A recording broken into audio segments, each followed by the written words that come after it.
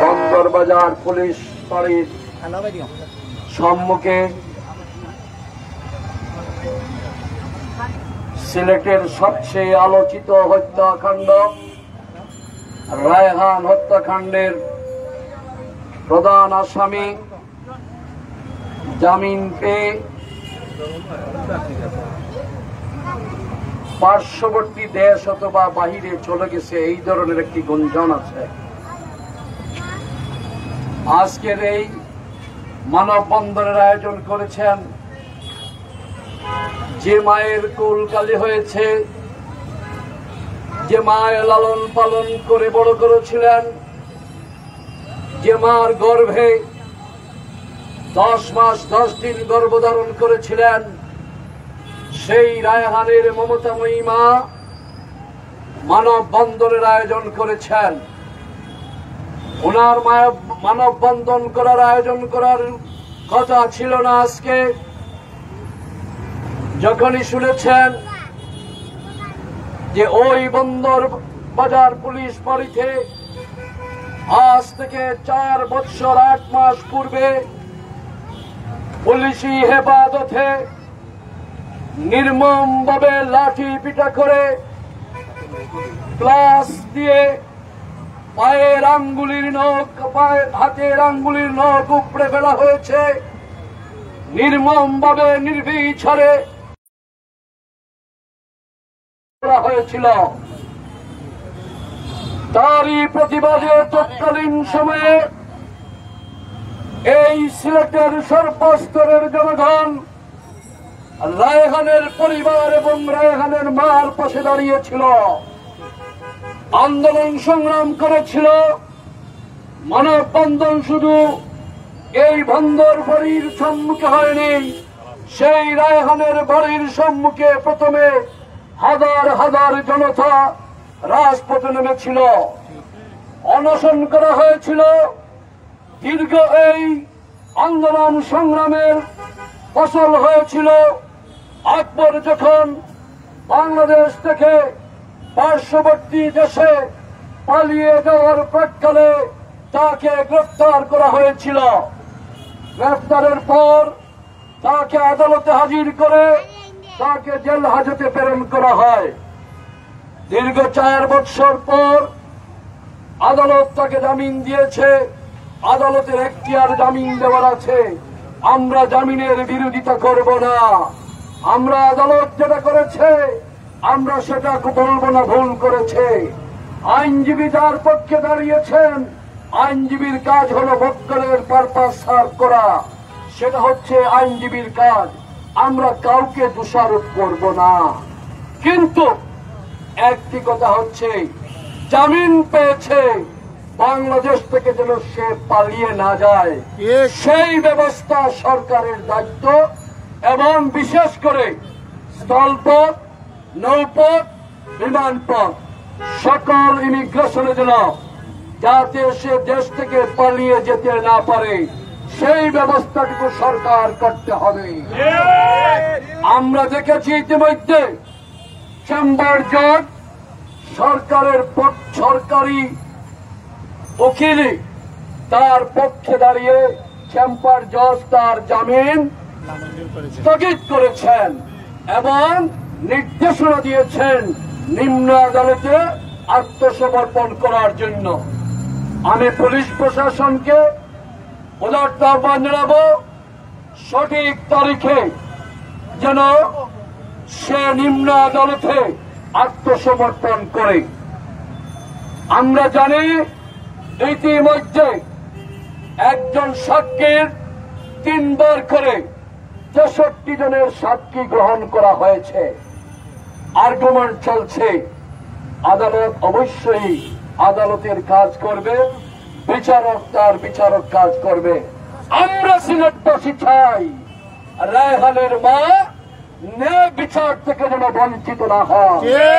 ন্যায় বিচার প্রতিষ্ঠিত হওয়ার জন্য দীর্ঘ 16টি বছর বাংলাদেশের মানুষ আন্দোলন করেছে। বাংলাদেশের মানুষ আইনের শাসন প্রতিষ্ঠিত হওয়ার জন্য বাংলাদেশের মানুষ আন্দোলন করেছে।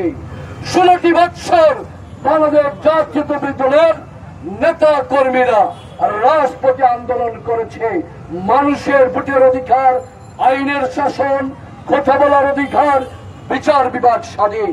আমরা চাই সেই বিচার বিভাগ স্বাধীন থাকবে, আদালতে আইনজীবীরা নির্বিঘ্নে কাজ করবে।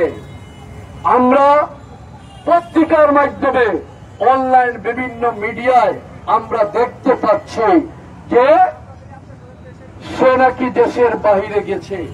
আমরা সেটা মনে করি সঠিক নয়।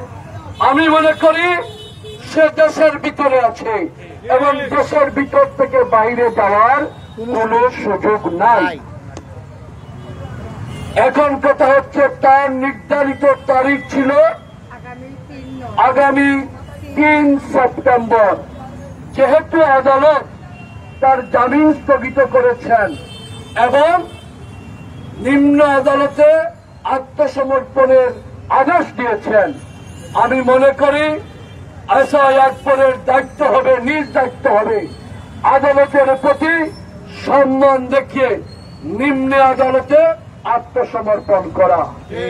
আত্মসমর্পণ যদি করে তাহলে বোঝা যাবে সে আইনের প্রতি শ্রদ্ধাশীল, সে একজন পুলিশের অফিসার ছিল। নিশ্চয়ই আদালতের প্রতি সে অবজ্ঞা করবে না। যত দ্রুততম সময়ের মধ্যে আদালতে আত্মসমর্পণ করবে তত তাড়াতাড়ি রায়হানের মার বেদনা, সিলেটবাসীর বেদনা, আমরা যারা রাজনীতি করি আমাদের সকলের বেদনা মুক্ত হবে।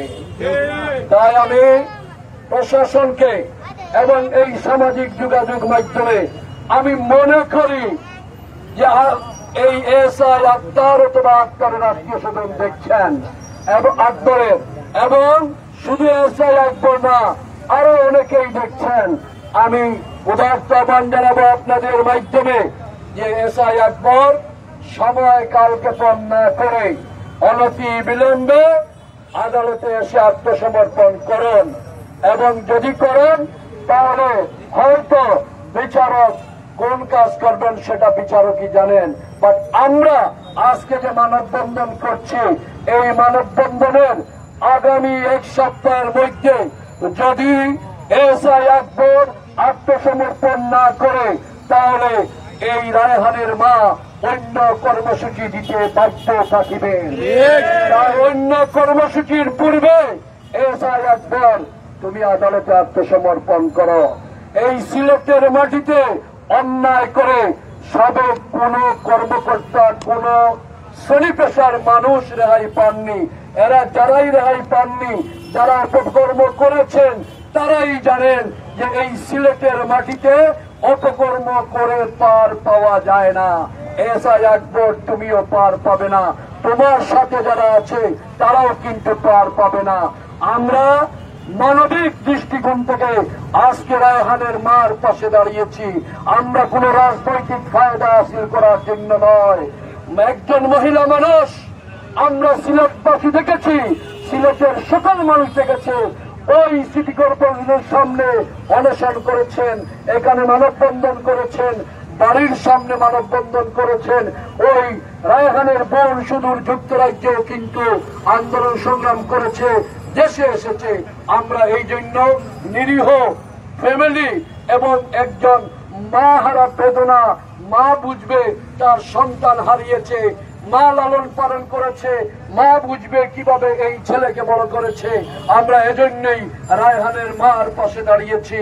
আমাদের আর কোনো উদ্দেশ্য নেই, একটাই উদ্দেশ্য হচ্ছে রায়হানের মাকে সান্ত্বনা দেওয়া, সমবেদনা জানানি, এবং উনার পাশে আমরা আছি। আমি আমার আর বক্তব্য দীর্ঘায়িত করব না। আজকে যারা ইলেকট্রনিক মিডিয়া, অনলাইনের মিডিয়া ভাইরা এসে এই মানবিক কাজে অংশগ্রহণ করেছেন, আমি আমার ব্যক্তিগত পক্ষ থেকে, সিলেটবাসীর পক্ষ থেকে, রায়হানের পরিবার এবং রায়হানের মার পক্ষ থেকে আপনাদেরকে অসংখ্য ধন্যবাদ জানাচ্ছি। পাশাপাশি যারা এত প্রকট রোগদের মধ্যে এই রায়হানের মার পাশে দাঁড়িয়েছেন তাদের সকলকে আমার অন্তরের অন্তঃস্থল থেকে ধন্যবাদ জানিয়ে আমার বক্তব্য শেষ করছি। আল্লাহ হাফেজ। আসসালামু আলাইকুম ওয়া রাহমাতুল্লাহ।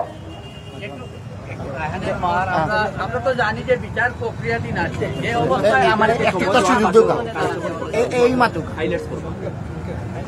কেন আজকে আপনাকে মানববন্ধনে দাঁড়াতে হলো যেহেতু বিচার প্রক্রিয়াধীন? আসসালামু আলাইকুম।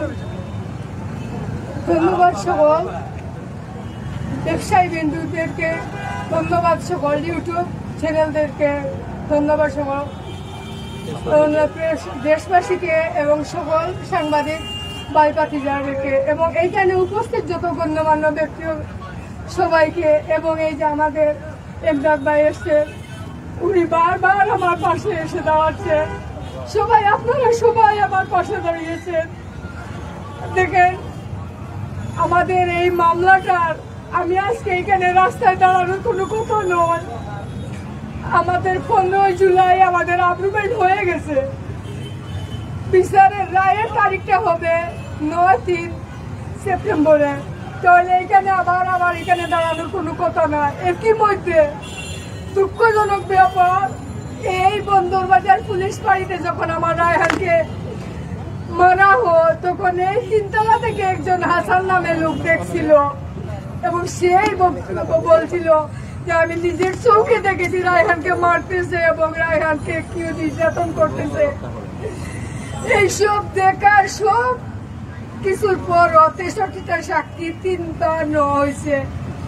এই সাক্ষীগুলা নিতে গিয়ে যা বিলম্ব হয়েছে, তারপর দেখেন 2023 সালের মার্চ মাসে হাইকোর্ট থেকে নির্দেশ এসেছিল 6 মাসের ভিতরে যেন মামলাটা নিষ্পত্তি হয়, এর জন্য হাইকোর্ট থেকে নির্দেশ এসেছিল। কিন্তু এই নির্দেশটা অমান্য করার কারণে এই যে কালকাপন করিয়া, এই যে মামলাটা দৌড়ানি করিয়া, হেওড়ানি করিয়া এই যে মামলাটা দীর্ঘ এত লম্বা করলেন, এই লম্বা করার কারণে এই যে আসামিগুলা এত সুযোগ পাইছে, যে সুযোগের কারণে এরা জামিন পাইছে, জামিন পাইয়ে এরা বাইরেছে। তবে আমার আরেকটা অনুরোধ, হাইকোর্ট আদেশ অমান্য প্রথমে হলো তার 2023 সালে তার মামলাটা নিষ্পত্তি করার কথা, সেইটা 23 গেল, 24 গেল, 25 হয় নাই শেষ। এই কারণে এরা সুযোগটা পাইছে, হাইকোর্টটা কি তারা জামিন পাইছে। আরেকটা আমার বিষয়, এটা গুরুত্বপূর্ণ বিষয়, আমি এটা কালকে খবর জানছি। এই যে একবার 10 তারিখে ঢাকা হাইকোর্টে জামিন পাইছে, সকাল 11টার সময় জামিনের শুধু আদেশটা হয়েছে। এই মামলার কাগজটা আস্তে আস্তে সিলেট লাগে 2 দিন, হাতে করে আসলেও লাগে 1.5 দিন। কিন্তু এই শুধু মামলা বেইলের প্রস্তাবটা শুধু হয়েছে, প্রস্তাব হওয়ার সাথে সাথে ও 12টার সময় জেল থেকে কিভাবে বাইরে যায়। যদি সে যদি নিয়মিত ভাবে যদি সে বেইলি পাইয়া থাকে, তাহলে হাতে হাতে যদি কাগজটা আসে তাহলেও 1.5 দিন লাগে। এই 1.5 দিন না লাগে রবিবারে 11টার সময় সে জামিনের আদেশ পাইলো, আর 12টার সময় সে জেলের ভিতর থেকে খালা হাইয়েছে, সে বাইরে যায়। আমাদের সিলেট কোর্ট এরা কি করে, এরা কিভাবে তারা এরা জামিন দিল, কোর্টে জানলো কি না সেটা তো অবগত জানার অবশ্যই বাদীরে জানানোর দরকার। আমার বাদীর আইনজীবী আছে, সেও জানার দরকার। আমাদের সিলেট মহানগরের এই যে বিবি সাহেব, উনিও তো জানার দরকার। কেউ জানেন নাই। 11টার সময় হাইকোর্টে আদেশ হয়েছে, জামিন হয়েছে, আর 12টার সময় সে সিলেট জেল থেকে বাইরে হয়ে যায়। এটার কোন আদেশ আর কোন প্রমাণ, এটা তো আমি বুঝতে পারি নাই। আমাদের আইনজীবীরা এবং আমাদের দেশের বিচার বিভাগ এইসব কি, আমি তো কোনটাও বুঝতে পারি না। এতদিন যদি সাক্ষী থাকা অবস্থায় যদি ওরা জামিন পাইতো, তাহলে মনে একটু বুঝতে পারতাম যে এখনো সাক্ষী চলতেছে, এখনো দীর্ঘ সময় আছে শেষ হওয়ার। কিন্তু সাক্ষী সব শেষ, 15 জুলাই আপ্রুভেল হওয়া শেষ, 3-9 তারিখে তার রায়ের ঘোষণা। এমতো অবস্থায় সে তো জামিন পাওয়ার কথা নয়। এমতো অবস্থায় সে জামিন পায় কেমনে? যেই বা যারা জামিন দিয়েছেন এরা নিশ্চয় মোটা অঙ্কের টাকাটা পাইছে। আমরা যদি আমার মোটা অঙ্কের টাকা থাকতো, নিশ্চয়ই আসামিরা বাইরে যেতে পারলো না অনেক। কিন্তু আমাদের মোটা অঙ্কের টাকা নাই বলে আমরা বিচার পাই না। আমরা সাধারণত মানুষ বিচার পাই না, কারণ আমাদের টাকার অভাব। যারা টাকা আছে বেশি, এরা হাজার হাজার মার্ডার করেও তারা বাইরে যায়। সাধারণ সেন্সিটিভ মামলা নয়, এগু অতি গুরুত্বপূর্ণ একটা মামলা। এই যে মিডিয়া হলে দেখছেন, সারা বিশ্ববাসী দেখছে 2020 সালে রায়হানের যে পরিণতি ভাবে যে মৃত্যু হইল, রায়হানে তো একটা গুলিতে মারে নাই। রায়হানের সারা রাত তিলে তিলে নির্যাতন করে তাদের ইচ্ছা মতো হাতের নখগুলা তুলাইছে, কাপড় বদলাইছে, তার পণ্যের কাপড় গুলা নদীতে পালাইছে। এত কিছু প্রমাণ শুধু আমরা এই পাবলিক দিয়ে নাই, দিয়েছে তাদেরই পুলিশ, এই প্রমাণগুলা দিয়েছে। এত প্রমাণিত হওয়ার পরে এরা জামিন পায় নাই। আমাদের বিগত আওয়ামী লীগ আমলে ওরা হাইকোর্ট থাকি, সুপ্রিম কোর্ট থাকি, সব কোর্ট থাকি তারা ঘুরে আসছে, কোনো কারণে তারা জামিন পায় নাই। কিন্তু এই বর্তমান সরকারের আমলে একটা করে 4-5টা জামিন পাইয়া ওরা যে পলাতক হইল, এরা কি আবার ফিরে আসবে? আমার তো মনে হয় না। এখন যদি ফিরেই ওরা না আসে, বিচার যদি ওদের না হয়, তাহলে কার বিচার করবেন? রায়হানের মার বিচার করবেন নি? আমি তো মনে হয় এখন আর রায়হানের মারই বিচার করবেন, কারণ আমাদের দেশের নিয়ম যে মারা গেছে, কষ্ট পাইছে, তারে আবার মারার চেষ্টা হয়। কিন্তু যারা এই যে বড় বড় খুনিরা, কুখ্যাত খুনিরা, এরা কিভাবে পার পায়? নিশ্চয় আমাদের মতো সাধারণ মানুষ এই সুযোগ পায় নাই। সুযোগ পায় শুধু বড় বড় খুনিরা, বড় বড় কুখ্যাত খুনিরা, মার্ডারের আসামিরা। এই যে তারা যে সুযোগটা পায়, এই সুযোগটা আসে কোথায় থেকে? সুযোগটা যেখান থেকে আসে এইখান থেকেই তো শুরু, এবং এইখান থেকে নিষ্পত্তি হতে হবে।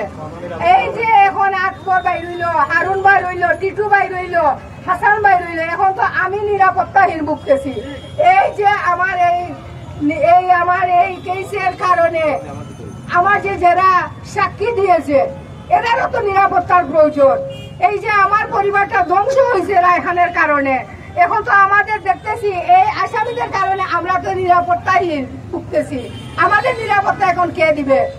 এখন সবাই আপনারা আমার পাশে থাকছেন, আজকে আসছেন, আমি ধন্যবাদ জানাচ্ছি সবাইকে। যত ব্যবসায়ী সমিতিরা আছেন, আপনারাও আমার পাশে দাঁড়িয়েছেন। আমি সবাই নাম জানি না, উল্লেখ করতে পারতো না। সিলেটের আবমর জনতার যতজন আমার পাশে আসেন, সবাইকে আমি ধন্যবাদ জানাচ্ছি। আর আমি সবাইকে এইভাবে আমি অনুরোধ জানাবো, মিডিয়ার যত ভাই হল, বাতিজা হল, ইউটিউব যত চ্যানেলের ভাই হল, পাগনা হল, এবং যত সাংবাদিক হল আছেন, এবং যত ব্যবসায়ী সমিতি হল, এই যে আমাদের আমাদের ব্যবসায়ী সমিতি রিপন সাহেব আসছেন, উনিও কিছু কথা বলবেন। আর আমি ওনাদেরকেও আমি ধন্যবাদ জানাচ্ছি, ওনারা যে আমার পাশে এসে দাঁড়িয়েছেন এই কষ্ট করে এই রোদের মধ্যে, যতজন আসছেন সবাইকে আমি ধন্যবাদ জানাচ্ছি। আর আমি এইটাই বলবো, যতক্ষণ পর্যন্ত এই আসামিরা দ্রুত সিলিন্ডার না করেন, দ্রুত আইনের আওতায় না আসেন, ততক্ষণ পর্যন্ত আপনারা আমাদের পাশে থাকেন এবং থেকে বিচারটা যাতে সফল হয়, এইটাই আমি ধন্যবাদ জানাবো সবাইকে। আসসালামু আলাইকুম।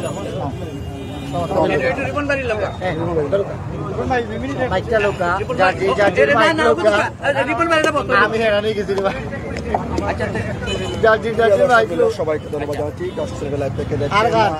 সিলেটের আলোচিত হত্যাকাণ্ড বিচারের দাবিতে কিন্তু আজকে আমরা জানার বিষয়টা হইল যে এত বড় একটা আলোচিত যে হত্যাকাণ্ডর প্রধান আসামি এসআই আকবর জামিন পাইল, এই ব্যাপারে আপনার বক্তব্যটা কিনা? এবং এই যে এত আলোচিত একটা মামলার এত গোপনীয় ভাবে আসামিটা কিভাবে বাইরে হইয়া গেল, এই বিষয় নিয়ে আপনার অনুমতি জানতে। ধন্যবাদ। আসলে যেদিন ওর জামিন হয়, আকবরের জামিন যেদিন হয়, সেদিন আমি ছিলাম ঢাকায়। আমি দেখেছি ওনার মাকে উনি লাইভে বলতেছেন, কিন্তু আমরা আসলে নিজেরাই খুব কষ্ট পেয়েছি, আমরা ব্যবসায়ীরা তোমার। কারণ আমরা, আপনারা জানেন,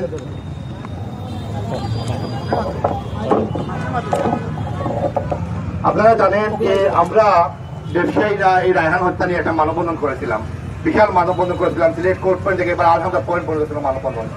সেই মানববন্ধনে এখনো পর্যন্ত আমাদের আলহামদা মার্কেটের 2জন কর্মচারী এবং শ্যামলী মার্কেটের 2জন কর্মচারী, সিলেট প্লাজা মার্কেটের 2জন কর্মচারী, 6 জন এখন আসামি আছে সেই মানববন্ধনে। কেন আসামি করা হয়েছিল? তাৎক্ষণিক আপনারা জানেন, যারা সাংবাদিক ভাইরা উপস্থিত ছিলেন, যে আপনারা দেখেছেন যেখানে পুলিশের একটা পিক আপ গেছিল, এখানে ইটপাকে লিখে বসেছিল তাৎক্ষণিকভাবে আমাদেরকে দেখে নিয়ে আমাদেরকে আসামি করার পথে প্রস্তুতি ছিল। আমরা ঊর্ধ্বতন কর্তৃপক্ষের যোগাযোগ করার পর দেখা গেল আমাদের মার্কেটের কমিটিতে আসামি করা হয়েছে, কিন্তু আমাদের কর্মচারী বাইরে এখনো কিন্তু কোর্টে প্রতি মাসে একবার হাজিরা দিতেছে এবং এই মামলার দাবাতে খরচগুলো আমরা বহন করতেছি বা ব্যবসায়ী সমিতি বহন করতেছি। কিন্তু আমরা অত্যন্ত কষ্ট পেয়েছি সেদিন এটা দেখে যে রায়হান হত্যার প্রধান আসামি যে আকবর যিনি, উনি কিভাবে জামিন পায় এটা আসলে অত্যন্ত আমরা মানে কষ্টদায়ক, আমরা ব্যক্তিগত হতাশ হয়েছি এবং সিলেটের সর্বোচ্চ মানুষ হতাশ হয়েছে। আমরা আজকে মানবতাকে স্পষ্ট ঘোষণা দিতে চাই যে রায়হানের হত্যা, রায়হানের মাকে আমরা আশ্বস্ত করতে চাই যে আমরা সিলেটের ব্যবসায়ী মহল এবং সিলেটের সর্বোচ্চ নাগরিক আপনাদের পাশে আছি। ইনশাআল্লাহ এই রায়হান হত্যার যদি ফাঁসি না হয় তাহলে আমরা ব্যবসায়ীরা মিলে সিলেটের সর্বোচ্চ নাগরিকদের কঠিন কর্মসূচি দিতে বাধ্য হব।